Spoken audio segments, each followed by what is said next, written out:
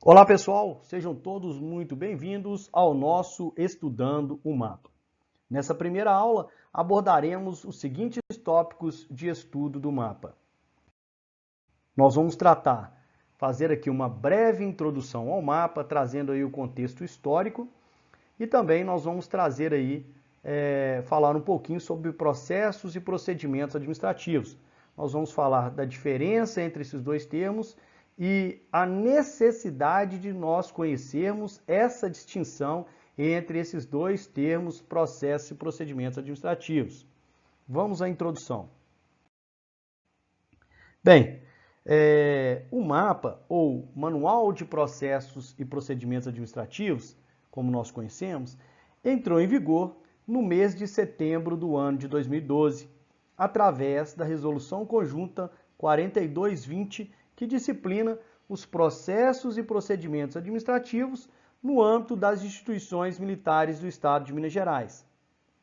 O mapa, ele tem como objetivo padronizar e uniformizar os processos e procedimentos no âmbito das duas instituições militares estaduais, ou seja, a PM e o Corpo de Bombeiros. Mas por que padronizar? Por que uniformizar? Vejam bem, as duas instituições militares do Estado de Minas Gerais, PM e Bombeiro, estão sob a égide de um mesmo código de ética e disciplina. Também estão sob um mesmo estatuto, né? A Lei 5.301 de 1969. Ela também é válida para ambas as instituições militares, tanto PM como Bombeiro. E sofrem o controle de seus atos por um mesmo Tribunal de Justiça, que é o Tribunal de Justiça Militar. Aqui no caso de Minas Gerais, nós temos um Tribunal de Justiça Militar. Então, esse controle dos atos administrativos aqui é feito pela Justiça Militar, lá na primeira instância pela Auditoria Militar. Por esse motivo, a adoção de um mesmo manual para as duas instituições facilita o controle dos atos da administração militar pela Justiça Militar. Importante destacarmos que até setembro de 2012, para aqueles que não conheciam um pouquinho da história, né, da criação do mapa, né, até setembro de 2012, ano em que o mapa entrou em vigor, cada uma das instituições militares possuía um manual diferente. Né? Aqueles que são mais antigos aí vão recordar. Na PM havia uma PAD e no Corpo de Bombeiros o MATEPAD. Né? Com a entrada em vigor do mapa, esses dois manuais eles foram revogados, tornando mais fácil aí, como eu havia falado, o controle dos atos administrativos, né, no caso dos atos disciplinares, administrativos disciplinares, pela Justiça Militar. O outro objetivo, né, que nós temos aí com a criação do mapa é a garantia do devido processo legal no âmbito administrativo disciplinar.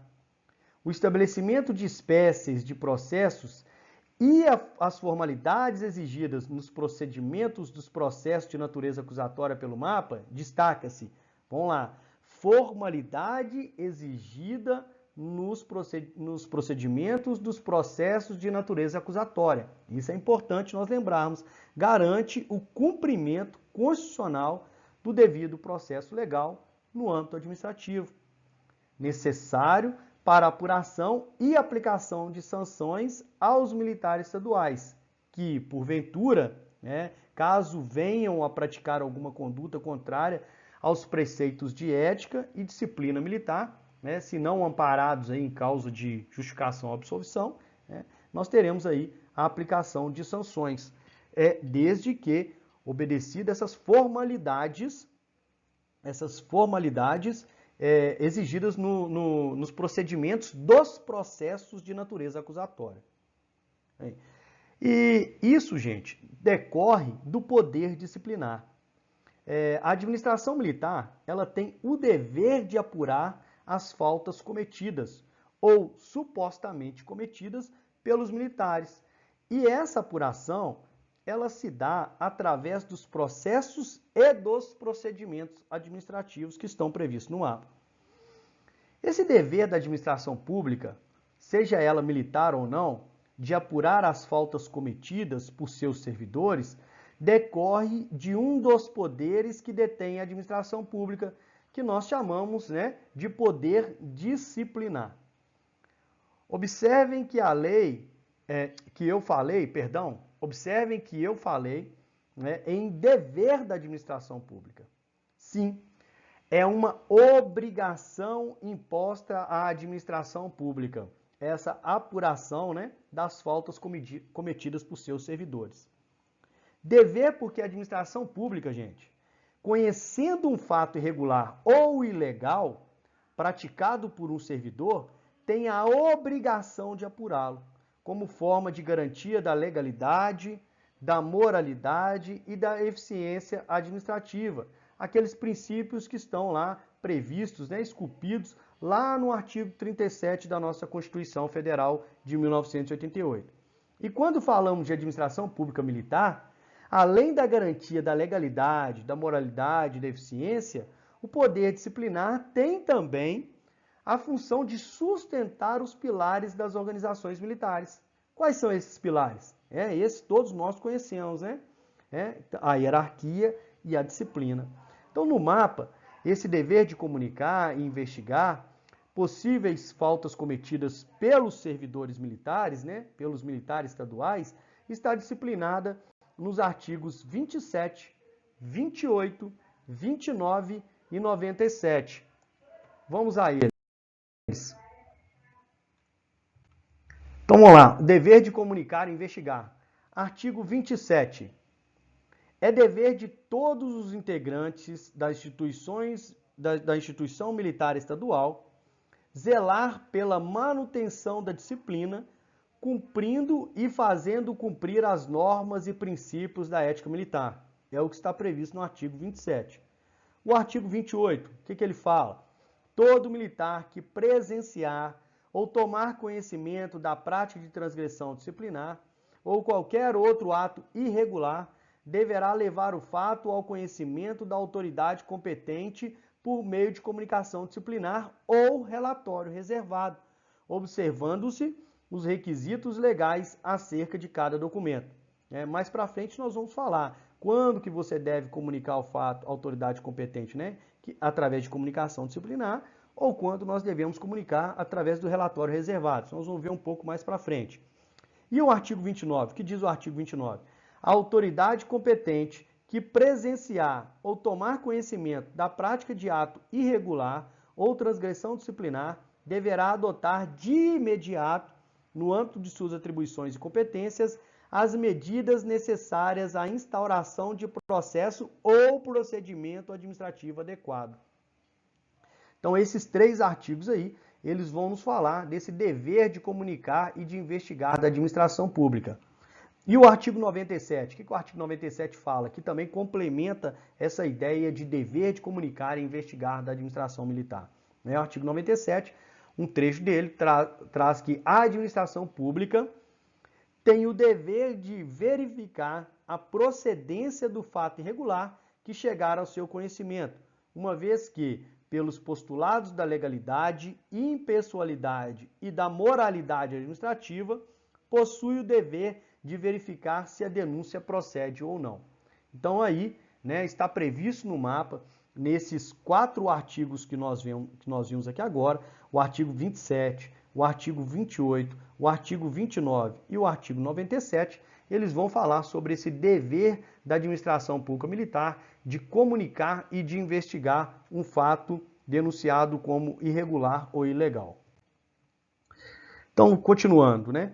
Se a administração pública tem o dever de apurar as possíveis condutas transgressionais de seus servidores, ela tem também a obrigação de sancionar o servidor, caso seja comprovada a prática de alguma conduta transgressional daquelas previstas no Código de Ética e Disciplina dos Militares, desde que, importante nós ressaltarmos, né, desde que essa conduta praticada pelo servidor militar não esteja amparada em causa de justificação ou de absolvição. Casos aí, né, em que vão ensejar em arquivamento do processo sem a punição do militar. E isso, gente, para que se aplique uma punição, uma sanção ao militar, né? Isso só pode ocorrer, a aplicação de sanção, né, mediante a instauração de processo administrativo adequado, né, de acordo com a previsão lá do mapa. Então, nós temos algumas espécies de processos administrativos e cada qual tem a sua finalidade, seu objetivo, a sua finalidade específica, né? Então, por isso que a gente fala aqui que é mediante a instauração de processo administrativo adequado para o caso, né? A obrigatoriedade do processo administrativo para a aplicação de sanções, importante a gente falar, né, decorre das garantias constitucionais que estão previstas lá nos incisos 54 e 55 do artigo 5º, né? Artigo 5º da Constituição é aquele que trata dos direitos e garantias fundamentais. Aí, a obrigatoriedade de processo administrativo para a aplicação de sanções administrativas, né? Decorre, então, do artigo 5º, inciso 54 e o artigo 5º, inciso 55. Vamos à leitura desses incisos do artigo 5º, né? Então, vamos lá. Artigo 5º, inciso 54. Ninguém será privado da liberdade e de seus bens sem o devido processo legal. Então, ele trata aí especificamente, né, do devido processo legal.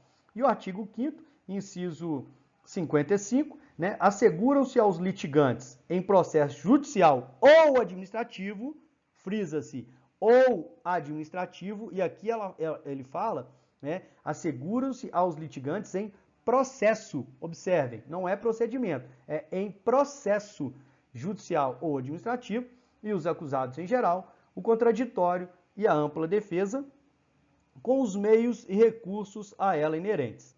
Então, é importante a gente frisar isso, né? Observem que os incisos, que o inciso 55 do artigo 5º da Constituição Federal, né, ele que trata, né, dos direitos e garantias fundamentais, como eu já falei, né, fala em processo judicial ou administrativo, não procedimento. Por isso, é importante nós falarmos um pouquinho mais para frente, né?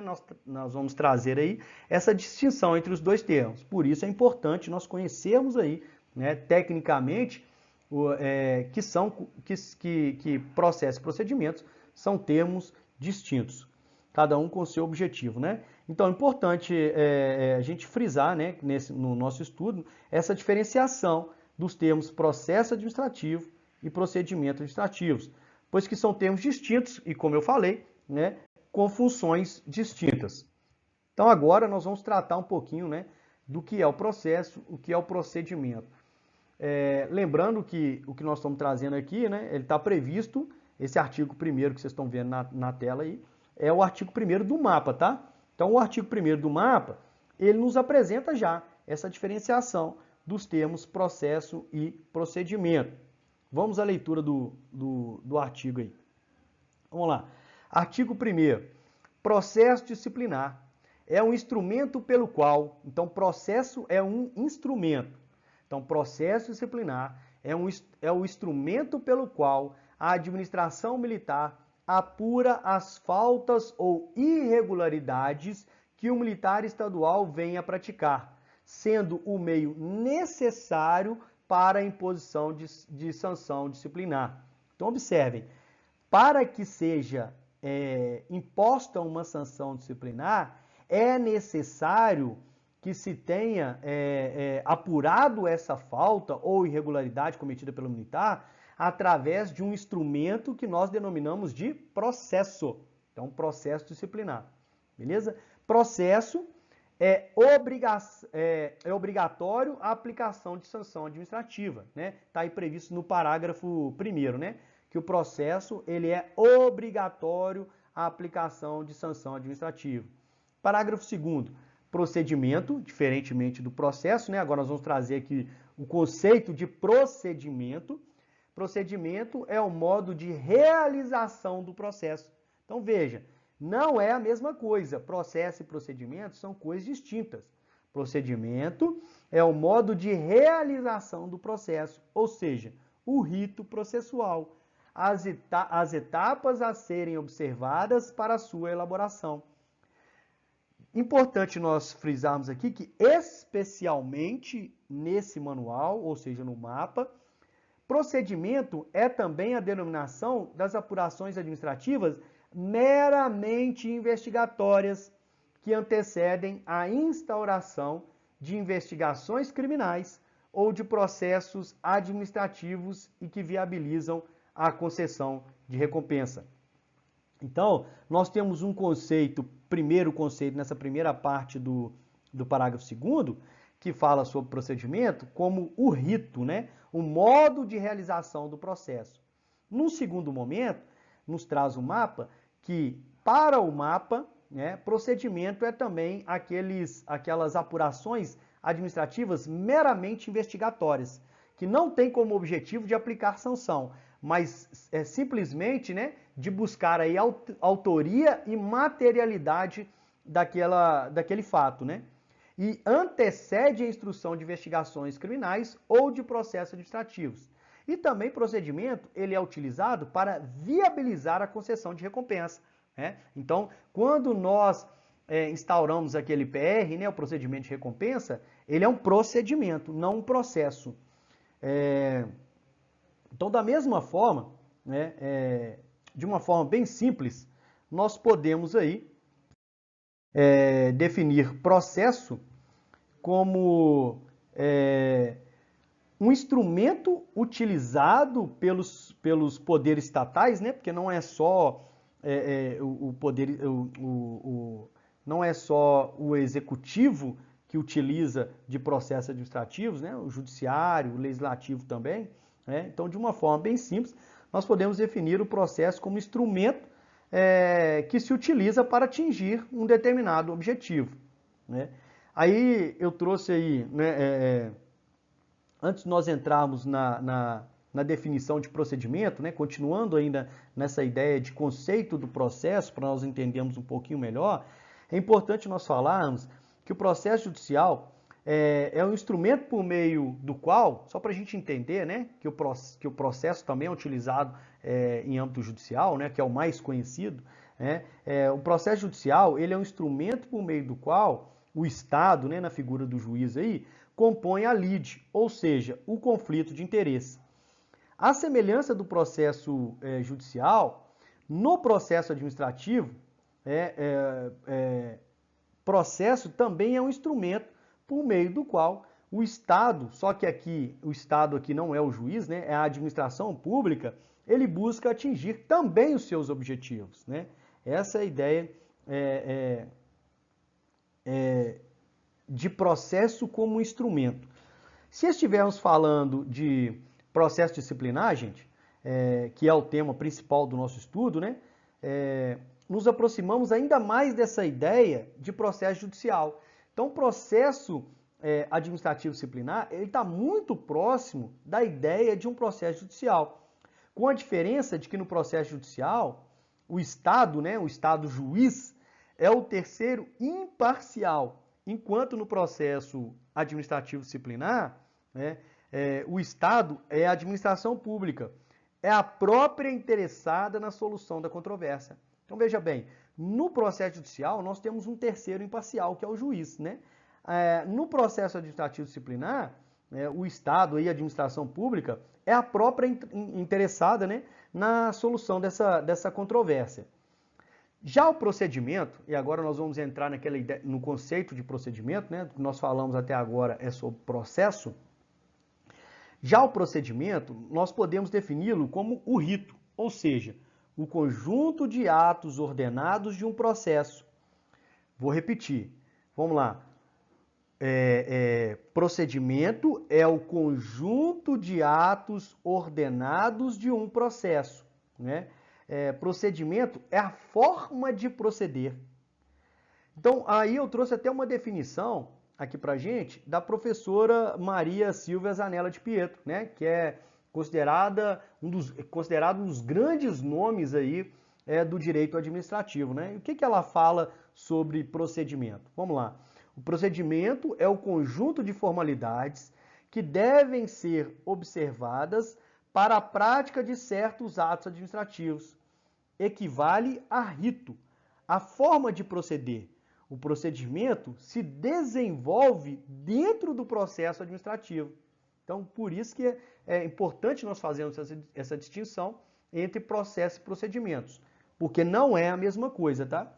Porém, importante nós ressaltarmos que existe no mapa uma particularidade, como eu falei agora há pouco, né?